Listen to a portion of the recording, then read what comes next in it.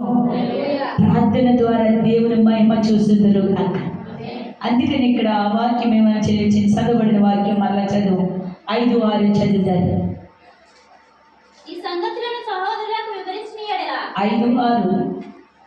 5 అధ్యాయం 6 వచనం. సుఖభోగముల యందు ప్రవర్తించినది. మీకు అర్థమైంది వాక్యం?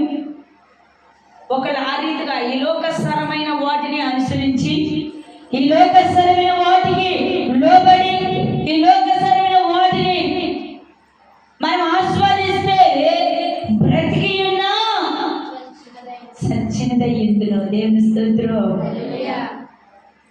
ప్రయాణం చేయాలన్నా ఏదైనా చేయాలన్నా 1, 2, 3 ఈ వారం మంచిది కదండి, మళ్ళీ వారం లేదు. హల్లెలూయా. ఎందుకంటే ప్రియ సహోదరి సహోదరు, ఈ లోక సుఖభోగం ఎంత అంతవరకే. నా యేసయ్య ప్రేమ అక్కడ వరకే నీతో కూడా వచ్చుదురుగాక. దేవుని మహిమతో నింపబడుదురుగాక. ఈ లోక ఆశలు కదండి, దేవుని ఆశ నీలో నాలో కలిగి ఉండుదురుగాక. హల్లెలూయా, హల్లెలూయా. ఆయన ఆశ మనలో కావాలి. చాలా మంది కూడా ఈ లోకం ఆశల కోసం పరిగెడుతుంటాం వాటి కోసం కాదు, దేవుని యందు ఆనందించబడే వ్యక్తిగా నువ్వు జీవించబడుదురు కాక. చదువు ననకే నీకు చదువు ఒక మాట.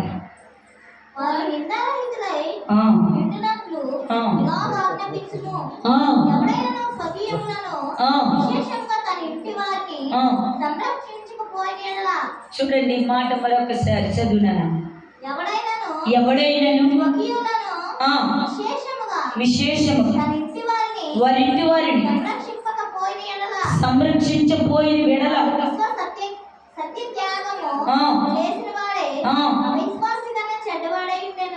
అవిశ్వాస కంటే ఎంత మంచి కృప దేవుడు ఇచ్చాడు. దేవుని స్తోత్రం. అంటే మీకు అర్థమైందా?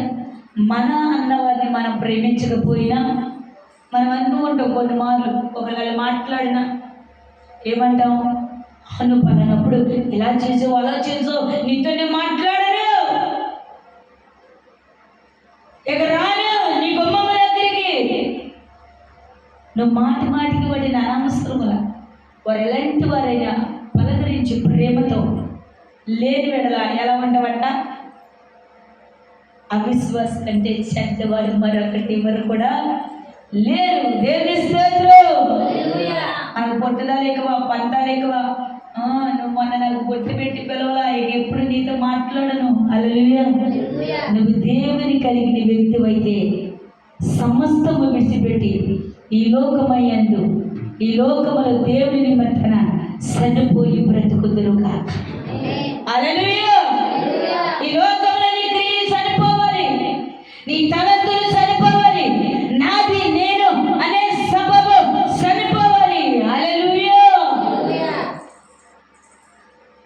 ప్రియ సహోదరి సహోదరు, గర్వం అనే గుర్రం ఎక్కి పరిగెడుతూనే ఉంటారు కొంతమంది. అది ఎక్కడ ఆగదు. ఏ గుర్రం అండి? గర్వం అనే గుర్రం. అది పరిగెడుతూనే ఉంటుంది. ఎక్కడ? మన లోపల ఆగదు, పిలిచినా ఆగదు. పగవారు పిలిస్తే మరింతగా పరిగెడుతుంది. హల్లెలూయా.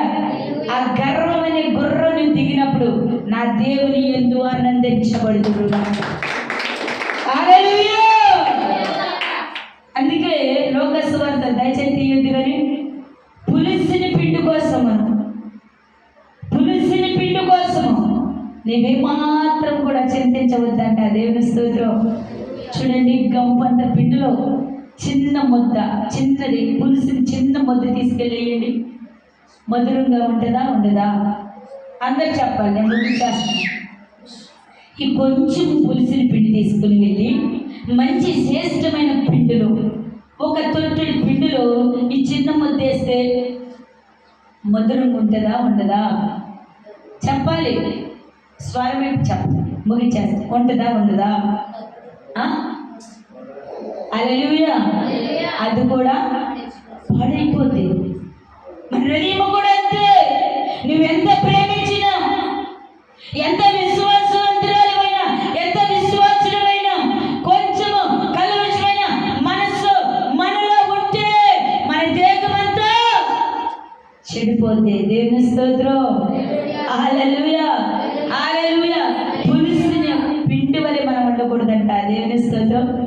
శ్రేష్టమైన వారిగా ఉండాలంట. ప్రియ సహోదరి సహోదరు, శ్రేష్టమైన వారిగా ఉండాలంట. అలాంటప్పుడు నా దేవుడు నిన్ను ప్రేమించుదురుగాక, నా దేవుని కృప నీతో కూడా వచ్చుదురుగాక, పరిశుద్ధాత్మ అభిషేకం దీవుని నీ మీద కూడా కుమ్మరించగలుగురుగాక. గాలి చూడండి, దాని ఇష్టమైన స్థలాల్లోనే ఇసిరిద్దంట. హల్లెలూయా. మత్తయి సువార్తలో చక్కగా ఉంటుంది ఈ మాట, నాకు చాలా ఇష్టం. గాలి తనకి ఇష్టమైన స్థలాల్లో ఇసిరిద్దంట. హల్లెలూయా. అలాగే పరిశుద్ధాత్మ దేవుడు కూడా తనకి ఇష్టముగా ఎవరైతే ఉంటారో వారి మీద అలా తాకేలా వెళ్ళిపోతున్నారంట. దేవుని స్తోత్రం. హల్లెలూయా. ఆ చల్లని తాకిడి, మెల్లని స్వరం నీతో కూడా రావాలి అంటే నీ హృదయం నా దేవునికి ఇచ్చుదురుగా, మలియము లేని హృదయముగా నా దేవుని ఎదుట నిలబడుదురుగా. ప్రియ సహోదరి సహోదరు, సమస్తము కూడా ఆయనకి సాధ్యమే, అసాధ్యం అనేది ఏది కూడా లేదు. దేవుని స్తోత్రం. మనలో కొన్ని బలహీనపరుస్తున్న అపవాది ఉంటుందంటే కారణం బలమైన ప్రార్థన లేక. దేవుని స్తోత్రం. నీలో ఎప్పుడైతే బలమైన ప్రార్థన నీలో కలిగి ఉంటుందో ప్రతి నీలో ఉన్న బలహీనత నిన్ను విడిచి పారిపోవునుగా. నీవు బలవంతులుగా ఉండాలి, బలహీనులుగా కాదు. ఒక మాట చదివి నేను ముగించేస్తాను. అదే 1 తిమోతి 6:6 చూసుకుంటారు. సంతుష్టి సంగీతమైన దైవభక్తి గొప్ప లాభ సాధనమై ఉన్నది. మనం ఈ లోకంలోనికి ఏమీ తేలేదు, దీనుల నుండి ఏమీ తీసుకొని పోలేము. గట్టిగా చెప్పలు కొడుతూ దేవుని నమ్ముతున్నాయి. ఈ లోకంలోనికి మనం ఏమీ కూడా తెలియదు. మరలా ఎందుకు మరలా ఈ లోకంలో ఉన్నప్పుడు ఇది నాది, అది నాది, ఇది నాది. హల్లెలూయా. మీకు తెలుసా, వాక్యం వినేటప్పుడు అనుకుంటాం మనం, అవును కదయ్యా, ఎప్పుడు నేను దేనిని ఆశించిన పొరుగువారి భూమిని, పొరుగువారి భార్యని, పొరుగువారి వస్తువుని, పొరుగువారి సంపదని ఏది నాకు అక్కర్లేదయ్యా, అబ్బా నేను ఇక నీలోనే ఉంటానయ్యా అంటాము. ఆమెననే వారికి అక్కడ లేని కోరికలన్నీ మనకే కలిగింది. దేవుని స్తోత్రం. నిలకడ లేని జీవితాలు. దేవుడు ఈ లోకాన్ని ఎంతో ప్రేమిస్తున్నాడు, ఎంతో ప్రేమించాడు కాబట్టి తన కుమారుని ఈ లోకానికి ఆయన పంపించి అన్నాడు. దేవుని స్తోత్రం. కానీ ఆయన ప్రేమిస్తున్నాడు, మనము ఆయన్ని ప్రేమించటం లేదు. దేవుని స్తోత్రం. అందుకే మనం ఎలా ఉంటున్నాము? ఇస్కరియోతులుగా ఆయన నమ్ముకుని, చెప్పాలి, ఆయన నమ్ముకుని అమ్మ వేస్తున్నాము, నమ్ముకుని అమ్మ వేస్తున్నాము. దేవుని స్తోత్రం. మాట వల్ల అమ్మ వేస్తున్నాము, చూపులో అమ్మ వేస్తున్నాము, తలంతులో అమ్మ వేస్తున్నాము. నువ్వెప్పుడైతే విశ్వాసముగా నిలబడతావో నా దేవుని రక్తములో కడగబడుదురుగా. హల్లెలూయా, హల్లెలూయా. ప్రార్థనకు వచ్చినప్పుడు చక్కగానే ప్రార్థన చేస్తాము, దేవుని మాట వింటాము. గృహానికి వెళ్ళిన తర్వాత వాక్యం మర్చిపోతాము, ప్రార్థన మర్చిపోతాము, ఆరాధన మర్చిపోతాము. ఈ లాంగ్వేజ్ వేరుగా ఉంటుంది. దేవుని స్తోత్రం. యుద్ధానికి సిద్ధమైపోతాము. హల్లెలూయా.